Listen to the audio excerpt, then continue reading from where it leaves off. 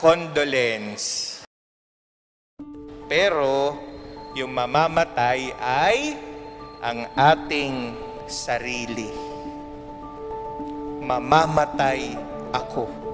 Mamamatay yung ako muna, mamamatay yung gusto ko, mamamatay ang bahala ka sa buhay mo. At mga kapatid, ipapalit po natin ng tayo.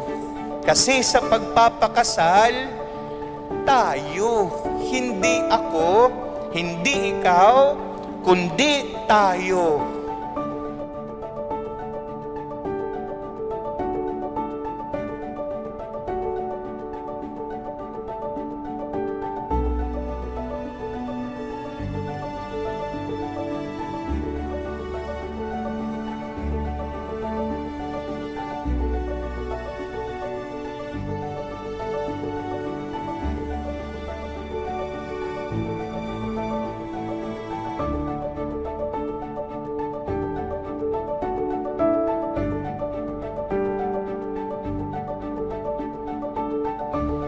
Ang maganda po sa atin, no? Lalong-lalo na po sa ating pananampalataya.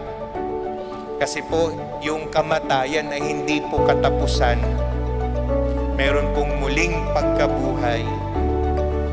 And my dear brothers and sisters, when we die with ourselves for the name and for the name of love, magkakaroon po tayo ng bagong buhay. Sa awa at pagmamahal ng Diyos, uusbong at mamumunga yung ating pong pagmamahalan sa bawat isa.